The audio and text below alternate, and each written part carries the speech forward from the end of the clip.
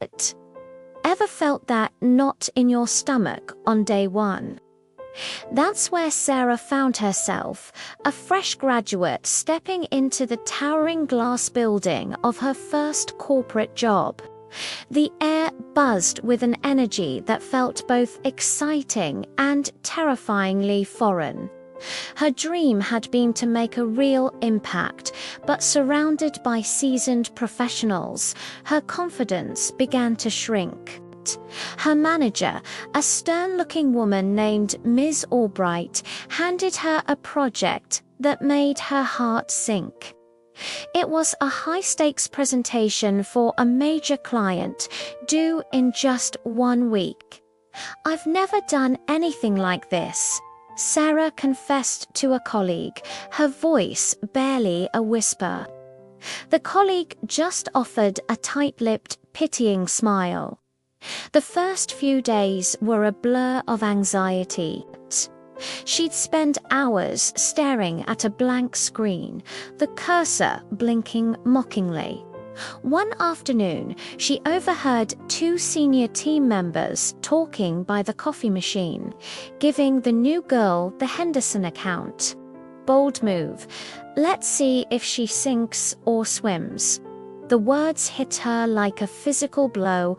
That night, she called her mum, tears streaming down her face, ready to quit. "I can't do this," she sobbed. "I'm not good enough." Her mother listened patiently and then said something that shifted everything. "Honey, you weren't hired because you know everything.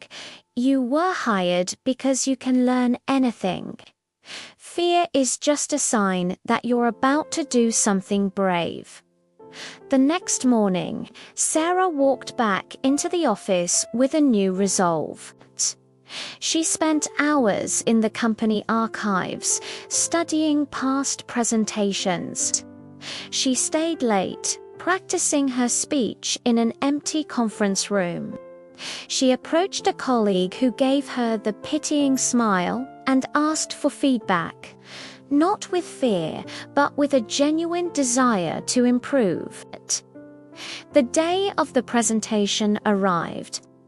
As she stood before the clients and Ms. Albright, the familiar knot of fear tightened in her stomach.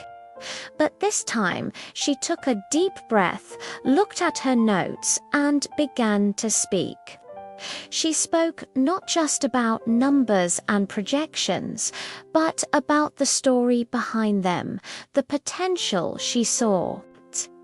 When she finished, the room was silent for a beat, and then the lead clients started to clap.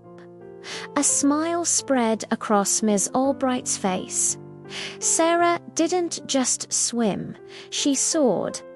Her journey reminds us that courage isn't the absence of fear, but the will to move forward despite it.